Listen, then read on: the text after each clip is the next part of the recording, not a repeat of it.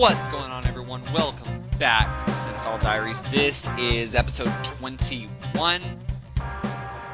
Yeah, it's going to be a great show. It's going to be a really, really fun show because I ran the gambit this week. I got through 5 movies. And we've hit like almost every decade of the last 50 years. I got 70s, I got 80s, I got 90s, I got 2020s, I got 2000s. The only thing I didn't hit was 2010s. But like we hit everything. We've got foreign films, we've got horror, we've got sci-fi action, we've got animated movies. It's a really, really good week for me. Along with that, we're also going to hit a question of the week, and we're going to do a little bit of a roundup, although there's really just one thing that I really want to hit on and I really want to talk about. And that's what we're going to do in today's show. If it runs, we'll see how long it runs. I'm very curious because, we'll see. Without further ado, let's go ahead and jump in. We're going to start with the question of the week.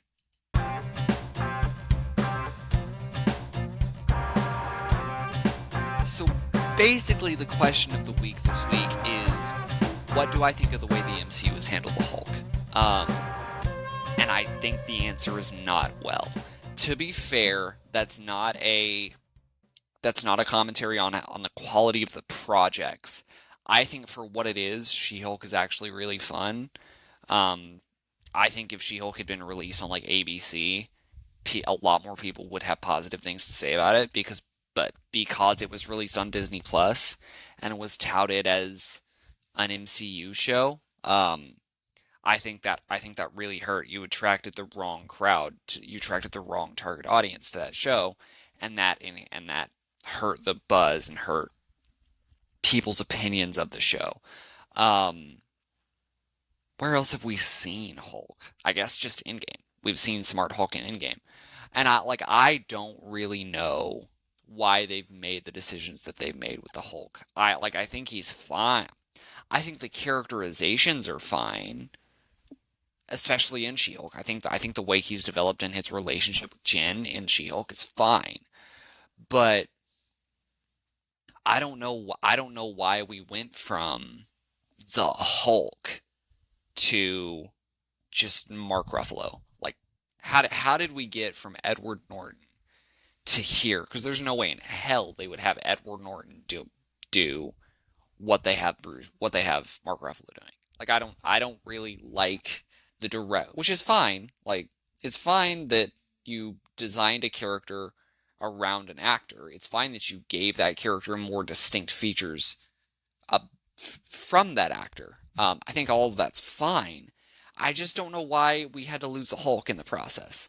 I don't know why we had to lose the single most powerful character in comics for the sake of this characterization. It's not even that I hate what they've done with the Hulk or I don't like what they've done with the Hulk. I just don't understand why the Hulk? Why do it with that character? And why waste the potential of that character? Why waste the tragedy of that character? The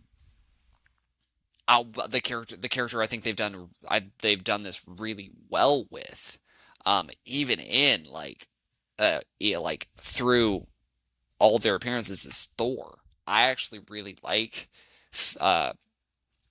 Fat Thor. I actually really like the Big Thorbowski. I actually really liked it, and I thought it worked. There's one joke that I think goes too far. I think the panic attack joke goes too far when they're on Asgard. I don't really like that. But I actually think the characterization of Thor is fine. I'm actually a little bit of a Love and Thunder defender. Actually, I'm gonna get canceled for saying that. I think they've done a really, really decent. They've done a better job with Thor of having that character grow and change, keeping the character interesting for the most part, while still having that character be awesome. And we just haven't done that with the Hulk. They've had the character change, they've had the character shift, but they haven't done anything interesting with the character, and we've lost kind of the fundamental soul of who the Hulk is. And I really, really hope that we get that back. That's my take on the Hulk in the MCU. let me know what your thoughts are on the character down below. I'm sure I'm not being harsh enough on the whole situation. But yeah, with that down, let's jump into the roundup. Even though we're really only going to talk about one thing.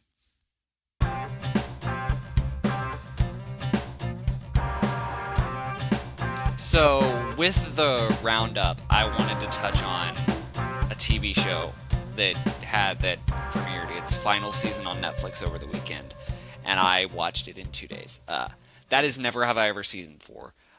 This show has always kind of been a comfort show for me. I've always really connected with, you know, Davy's story and Davy's struggle and all of that. And it's just a fun, like, I'm a hopeless romantic. I'm a nerd. I'm a dork. I'm a dweeb when it comes to love and shit. So I've always really connected with this show, and it's always been really fun. Um, I've also always been Team Paxton, and who did not have a very good win this season. I shouldn't say that. I'm actually really satisfied with the way the season played out for Team Paxton. As in, like, I really like the direction that they went with that because it felt natural. Um, but yeah, I thought this final season was a really great send off for the characters and the show, and it really it showed the growth that Davy has gone through over the last 4 seasons compared to where she started as this complete mess. And you get to see her kind of grow and change to the point of, like, there's almost not enough Davy antics in the season. Like, there's enough, there's plenty, but there's almost not enough uh, conflict between Davy and her mother and antics with Davy this season. But I still think there's enough that, like, it keeps the show interesting, and it keeps the kind of the spirit of it. Once again, the supporting cast is still great. I've never really, like, connected with, like, the Eleanor subplots as much, but Eleanor, like, she's still a fun character. She's still funny. Um, Fabiola actually gets a really, like, she gets a nice little plot this season connected. Um, she gets like a new angle this season, and I really enjoyed that. Yeah, Never Have I Ever season 4 is actually pretty great. What else have I been watching? I mean, Silo. I'm still watching Silo. Silo's still pretty good. Unicorn Warriors Eternal is still pretty good. Actually, really like this last episode. I actually really like episode 7. It gives you more of a insight into a certain character that I had not liked at first, and I'm still not, like, he's still not my favorite character, but it gives you enough of an insight into him that I was kind of more okay with him as a character, and I can't wait to see how the season wraps up in a few weeks. Over the next 3 weeks, there's 3 episodes left. Unicorn's still really good. Yeah, I guess that's what I'm watching this week. Uh, I don't know, dude. Let's jump into some movies, I guess, because I don't know. Is my energy weird? Is my energy weird? My energy might be weird. My energy's been weird a lot, so my energy might be weird. Let's jump into some movies. Let's get this thing going.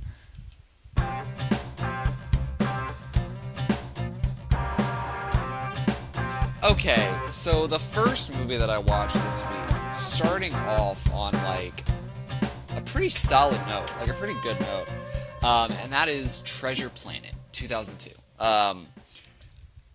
It's weird coming into this movie after Spider-Verse, because Spider-Verse is such, like, I feel like every animated movie I watch from now on is going to be judged on Spider-Verse. Although I guess that's not true, because I don't do that much. Like, I would have thought that I did that more than I actually do. I actually don't do that very much. What did I think of, what did I think of Treasure Planet? I thought it was good. I think this movie is really good. I think it feels like a Disney Parks ride. The plot is Treasure Island. The plot is this very simple You've seen it a million times before. Uh, like it's an adaptation of Treasure Island. It's nothing new or interesting or anything like that. I mean, obviously it's an interesting story. The plot of like the way Silver betrays Jim and like their relationship I really like. So like it is interesting, but it's very simple. It's very simple, very seen. Nothing overly like new. But they dress this movie in incredibly lively characters. Mr. Arrow, the captain, the doctor, Silver, the crab guy. They dress this movie in incredibly lively characters, absolutely stunning visuals. I had completely forgotten because I'm pretty sure I'd seen this movie before. I had completely forgotten how good this movie looks. It's actually kind of mind blowing. I like in terms of like it's almost not comparable to Spider-Verse because Spider-Verse is 3D animation. It's CGI animation with some 2D elements, I think. Once again, I'm still not entirely sure how they did most of Spider-Verse. It's that good. But I think it's more 3D. This is 2D animation with lots of CGI. But I think for some reason it just works here, and it's gorgeous. Like it just looks incredible, and the stakes feel high. There's some deaths, and the action is incredible. The visuals of the action are incredible. There's a scene involving a supernova that's awesome. Also, it has space whales, automatic 10 out of 10. Yeah, it's not the most original movie of all time. It's very much just a Treasure Island adaptation set in a really interesting world. The aliens look incredible. All of the alien designs look awesome. Um, the visuals are amazing. The action's amazing. So I mean, not the most original movie of all time, but just enough, just enough originality, and it dresses it in a world that is so fun to look at. Um, did I mention the space whales already? This movie has space whales, automatic 10 out of 10. Um, like it dresses that world in such fascinating, stuff, and it's just so much fun to look at and experience the story that you don't really care how original the story is. You don't care how good the script is because you're looking at all of the fun things. And maybe that's superficial. Maybe you could argue that's, superficial and not important and not good enough compared to like Mulan, which is a incredible story. Or like The Lion King, which is an incredible story. Maybe you could knock it for that. I personally didn't knock it for that. I thought this movie was actually really solid. Yeah, I don't know. It's not the greatest movie of all time, but visually it is very stunning and very fun to look at, and the plot is serviceable enough that it carries you through the ride, and that's kind of what you need. That's kind of all I wanted. That's kind of all I needed. Yeah, that's my take on Treasure Planet. Let's keep going.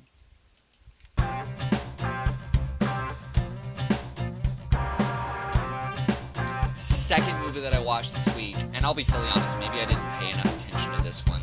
Like, just take that with a grain of salt. I was like 3/4 of the way watching it, but like, it's fully possible that I just wasn't paying enough attention, especially when I get into some of my issues with it. Like, it's fully possible that like the problems are on me. But the movie that I watched was Lone Wolf and Cub: Sword of Vengeance. Um, in terms of like First of all, I want to talk about how I watched it, because I was scrolling through Max trying to find Max. I still feels really stupid saying that. But I was scrolling through Max trying to find something to watch after I watched Treasure Planet, because I was just bored and wanted to watch something else. And I was scrolling through the animation tab, and on the animation tab, I think it's on the adult animation tab, is Lone Wolf and Cub. You know what Lone Wolf and Cub is not? Animated. Yeah, Max is kind of a disaster. Max is kind of a disaster. But Lone Wolf and Cub. The Lone Wolf and Cub is a Japanese movie from the 70s, and it might be made for TV because they made like 6 of them in the span of like 3 years. As in 1972, they made 4 movies, and then in 73 they made one, and in 74 they made one. um, and it's based off of a manga of the same name. And it's basically the inspiration for The Mandalorian.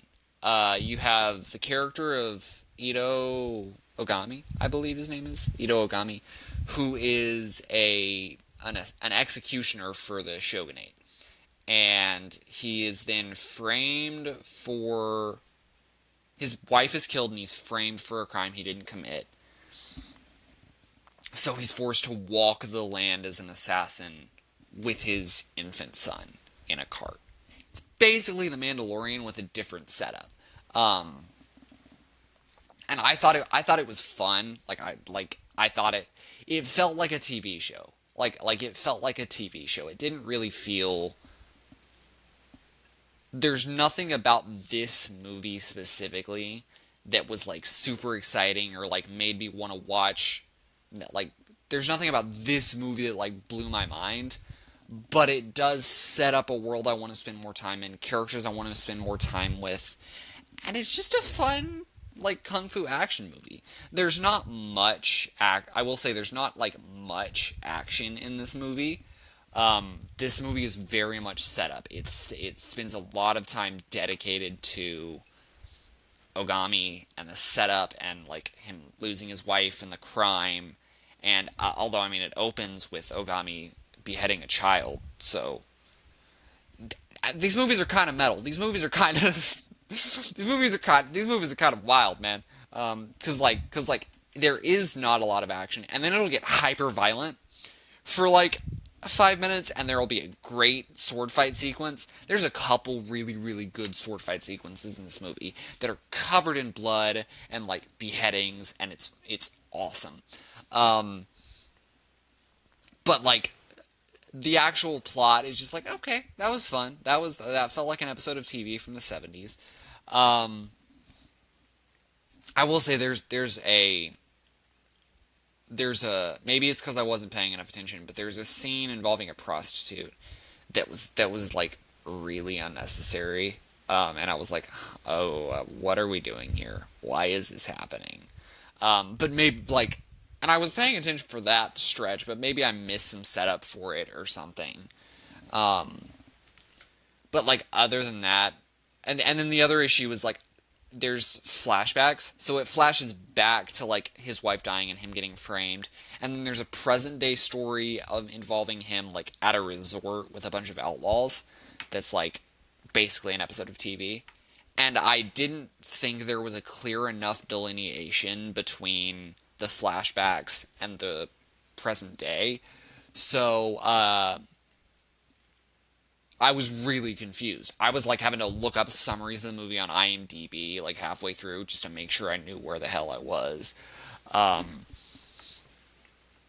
yeah. But other than that, like it's good. Like I'm not gonna be like it's terrible. No, it's good. It's fun to watch. I'm gonna watch the other 6 movies or 5 movies.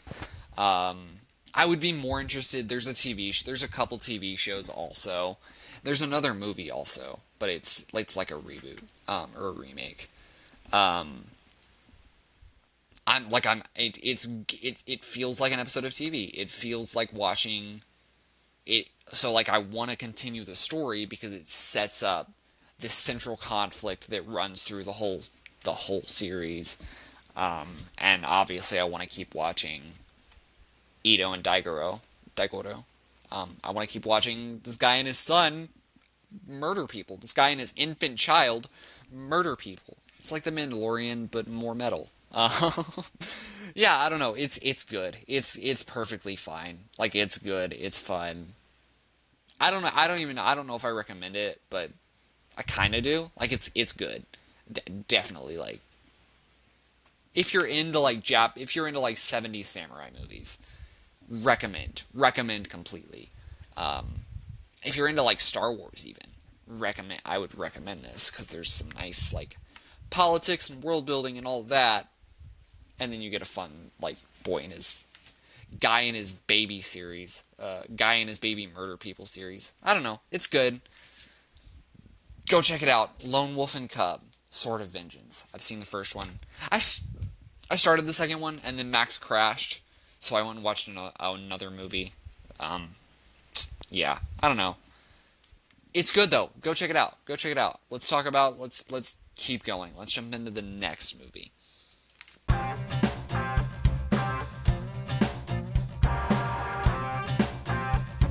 Movie number 3.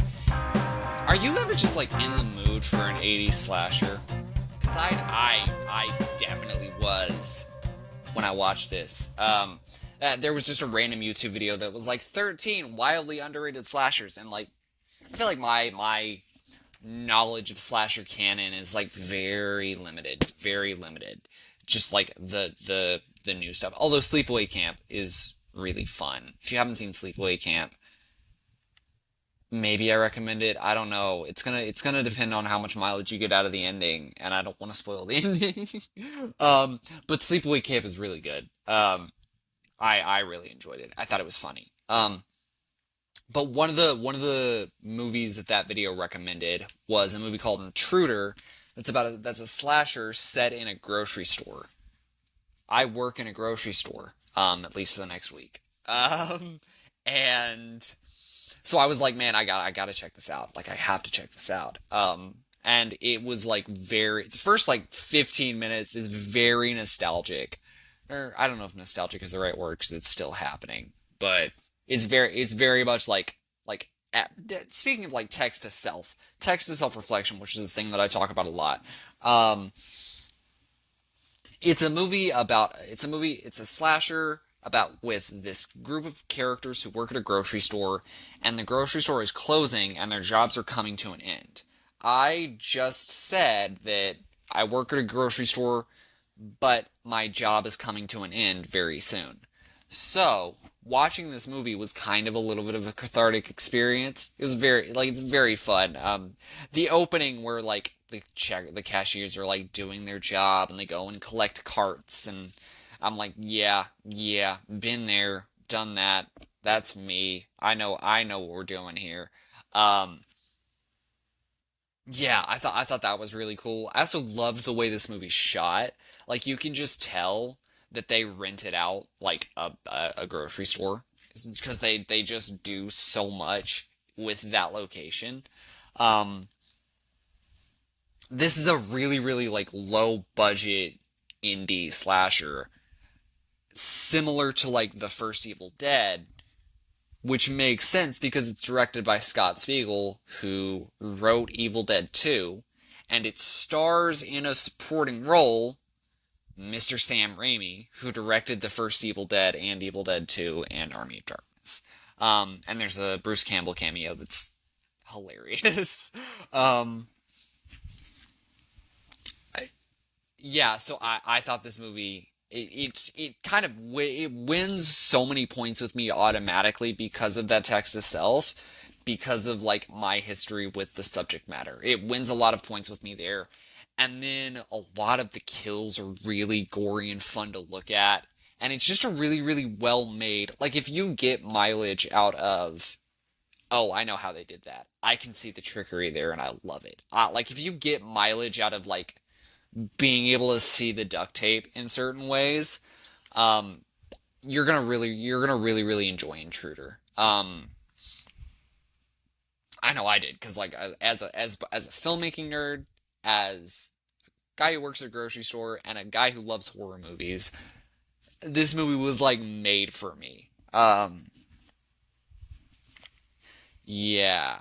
I will say, like, in terms of negatives, it spends way too much time in the first 30 minutes on a red herring that is so that like I knew was a red herring. I knew it was a red herring the entire time. It never once was like, oh, it might be him.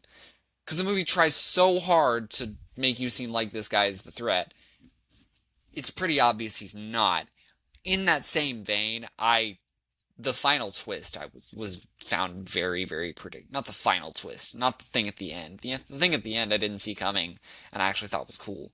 But the twist of who the killer is, I 100% saw coming a mile away. Not a surprise at all.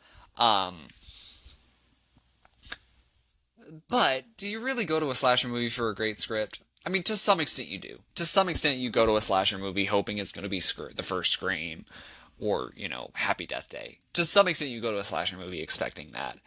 But I didn't really. Like I'm okay with the fact that this movie did not have a great script and didn't have,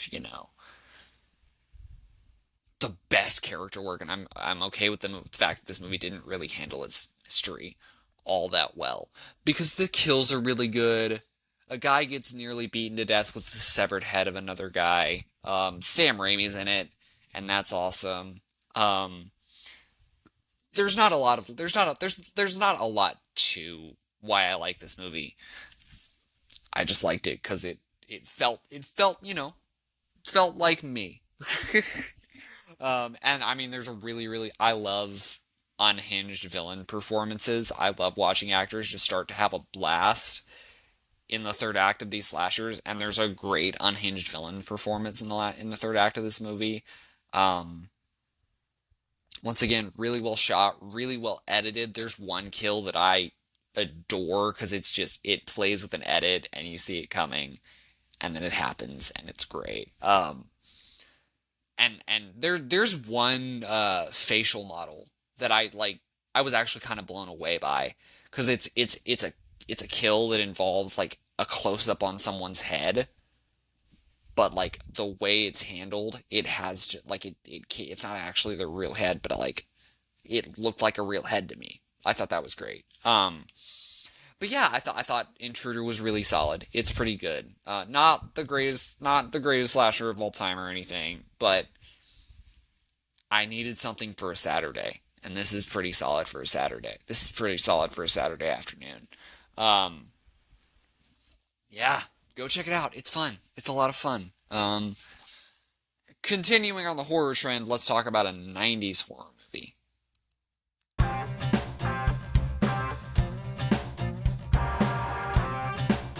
Okay, movie number... Are we on 3? We're on 4. Movie number 4 of the week.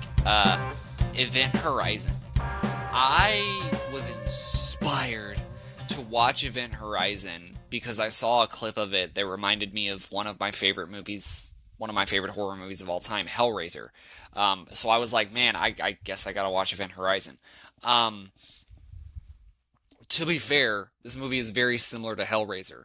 I think that's why I didn't really love it. I don't get me wrong. I thought this movie was fine. I thought like the performances are all solid.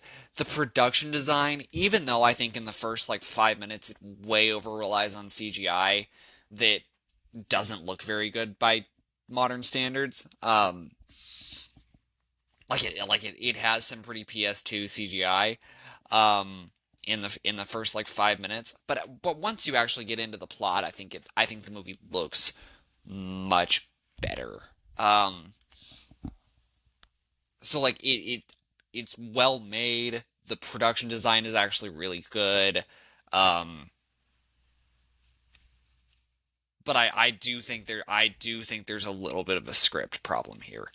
A It feels like a Hellraiser movie, but it doesn't. It pulls all of its punches in being a hell in even ripping off Hellraiser. Like it doesn't do anything interesting. Like there's nothing interesting about it compared to a movie like Hellraiser. I don't know why I'm making the Hellraiser comparison so much, but I feel like it is a kind of fair comparison. Um, but I think this movie just pulls way too many of its punches for a movie that's so dark, and the tone feels very heavy, and the stakes feel high. There's it feels like there's not really consequences for anything. Like, I think one character definitely dies. And then I mean at the end there's some, at the end is more interesting. Um but for the first like 2/3 of the movie I was why should I care? Nothing interesting is really like, okay, they saw some like dead people. Okay, they saw some ghosts. Okay. But like there's nothing. I was never sold on why I should be scared or why there should be any real tension. I think that really hurt the movie. I think there is, in the third act, there is a character undergoes a change that feels really weird. Like a character just has this motivation shift that doesn't really make any sense in light of where the character was, because it's not really set up. The character's not even that set up as like the character's not set up as a bad guy. The character's not set up as like really all that flawed in the beginning. And then they undergo this massive change kind of out of nowhere in the third act that I don't think really works at all. There are rumors, as I was doing some research, there are rumors of a director's cut that goes like full Hellraiser. I don't know if it actually has like Cenobites in it, but goes that direction and goes for it. I would be really curious to see that. I don't know if we ever will. I would be really curious to see that because I think my biggest issue with this movie is it just doesn't go for it. Um, it has this great production design, a great cast, a great tone, and a great I guess tone and vibe. But there never feels like there's any tension, and the third act just feels kind of generic. Um, with like the first Hellraiser, which is the only one I've seen, there's this very clear like that's a movie about love. That's a movie about love and lust and temptation and pleasure, and there's this like cosmic element to it, and it makes those emotions feel cosmic. Um, and I love the original Hellraiser so much, and this movie just does this very generic like ship went to hell, ship came back, now the ship is like kind of possessed.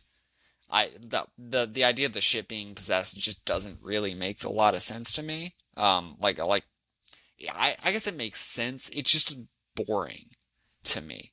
Um, yeah, I don't know. I feel like I didn't mind watching it. I had a good time watching it. Sam Neill's really good. Lawrence Fishburne's great in it. There's some like there's some blood and gore and all that stuff that's really fun. The production design, it's a really fun movie to look at. Um, but it just overall kind of felt lacking by the end. I was like, okay, that was fine. That was fine. Like that, there just wasn't enough in the third act to make it actually feel interesting. I don't know. Maybe I had too high of an expectation because I saw a scene that I don't even remember what the scene was now. Um, but like it ended up there's even like they even almost directly quote Hellraiser at one point. I was like, really, really? And then they didn't end up doing it. They didn't end up like going for it in any real meaningful way, and I thought that overall hurt the film. So I left pretty unsatisfied. I think it's fine. Like I gave it a positive review, but I left pretty unsatisfied. I when I turned off the TV, I was pretty unsatisfied. Um, but I mean, maybe you'll enjoy it. It is well made. The cast is great. The tone is great. It maybe I'm just being too critical. Go check it out. Let me know what you thought about it down below. Yeah. Excuse me. We got one more movie to talk about, and it's actually a new release. Let's jump into that.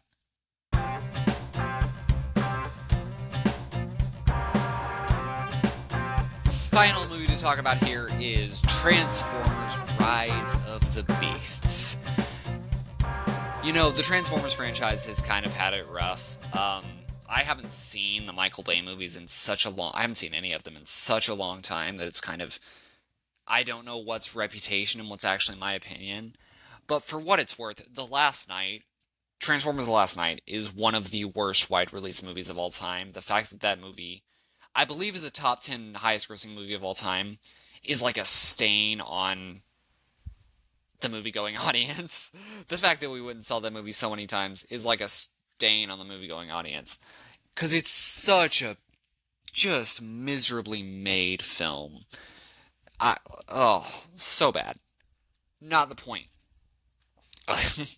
Not the point. Transformers: The Last Night is good enough. Like I thought it was fine. It's much better than any of the Michael Bay films, because I think there is some attention to character and story. With the Michael Bay films, they just kind of threw action at the wall and threw plot lines at the wall and kind of just went crazy. With Rise of the Beast, I think there actually is like some attention to the characters, specifically like Optimus. Optimus and Anthony Ramos' character have this really, really interesting dynamic that I actually really, really liked. And it leads to some really, really cool payoff at the end. And the way they characterize Optimus is really cool. Yeah, I thought the characters worked really well. I think the Predacons? Maximals. I think the Maximals are not really in the movie enough. Like, they're in it enough to, like, serve the story and serve their role in the plot. But because it's called Rise of the Beasts, I would have expected the Maximals to be in the movie more. But they aren't. And that's fine. Yeah, I think so there's some attention to character and story, not as much as like Bumblebee. So it's like, you know, there's another movie that did that better. And then the action, I thought the action was fine. I thought the action was good. Um, Nothing compared to like the spectacle, specifically the look of the Michael Bay movies. Those movies have no plot. They're awful, but the action can be really fun, especially in like the third one. Um, and this movie just doesn't do that as well. I think it's still probably like top two or three. I think it's still probably, I don't think it's better than Bumblebee, and I haven't seen the first one in so long that maybe I like the first one. I don't know. But I think it's still like top two or three. I think there's enough emotional elements. There's enough heart. There's enough character that I think it works overall. Um, and I think they give those characters enough of an arc, and there's enough payoff at the end that I think it works overall. But I kind of feel about this movie the way people who liked Black Adam felt about Black Adam. I saw a lot of people say this is a bad movie with great moments about Black Adam. That's how I feel about this movie. It's a bad movie with great moments. All of that payoff at the end is great. A lot of the action is great. But my God, do they cheat to get there. Um, with the character of Mirage, played by Pete Davidson, uh, that character can just do anything. Like, they just hand that character powers. There's a scene early on, this is minor spoilers, I guess, um, where he transforms into like three different cars at once. Or not at once, but like one after the other. And I'm pretty sure in Transformers lore, they have to scan the car to transform into the car. Maybe he did that, maybe I'm overthinking it. But they just hand this character powers. He does a thing at the end that leads to another thing that is so dumb. Like, it's so dumb, and it serves that payoff that I was talking about. It makes that payoff possible, but it's so dumb, and the way they get there is so dumb that I was kind of I was both laughing with the movie sometimes because there's some humor that works, and the action, like it's just a fun movie. And I was laughing at the movie sometimes because there's some like that the way they get to some of the payoff, the way especially in the third act, the things they do in the third act are so dumb and so like out of left field that it hurts the movie quite a bit. It hurts the credibility of the film quite a bit. This is very much an action figure movie. This is very much like Stephen Cable Jr. I'm like I haven't I think I've read that he's a pretty big fan of Transformers, but I don't know that. But it feels like someone who loves Transformers playing with their Transformers. Like it feels like a 9 or 10-year-old kid playing with their Transformers, and they turn that into a $200 million movie, which to some extent I'm okay with. To some extent, I love that. Um, it's kind of how I felt about Thor: Love and Thunder, a movie. I think the first half of Thor: Love and Thunder is awful. Don't get me wrong, but I think to some extent that movie feels I like, especially when as we've gotten more stories about the way Taika Waititi and Chris Hemsworth included their kids in the making of it. I actually really, really enjoy that. That's kind of what this movie felt like. This movie felt like playing with your toys as a kid. Doesn't make a lick of sense. Um, you're inventing powers, you're inventing skills, you're inventing MacGuffins to get things done. You're just making stuff up, and you're breaking your own rules constantly. But overall, it still provides a pretty fun experience. And then it all leads to the last like 5 seconds of the movie, which might be the dumbest thing I've ever seen in any movie, and I love it so much. I think it's kind of brilliant. like yeah, it so proves that point of this is just an action figure movie. It so proves that point that I'm like, oh wow, I kind of want to see what they do. I kind of want to see what that is. Um, and it like the implications of it, I have no idea if they'll do it, but it like they could do some wild stuff down the line if they wanted to, and I would be so there for it. I would be so there for it. Um, so yeah, it's a bad movie. Like it's not a very good movie, but there's a lot of great moments, and like specifically with Optimus and the Anthony Ramos character, the way their dynamic and relationship pays off is very like very like that got me, and I was like, let's go. So it does that, but my God, does it cheat to get there? And that's like I'm kind of okay with the fact that you cheated because I think the movie's a lot of fun, but could you just have not cheated?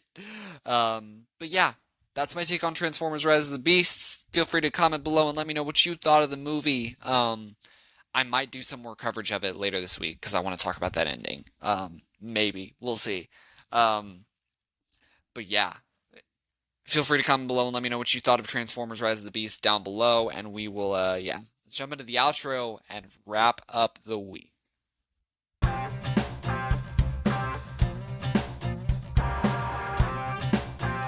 And with that, that's all the stuff that I watched this week. That's all the stuff I wanted to talk about.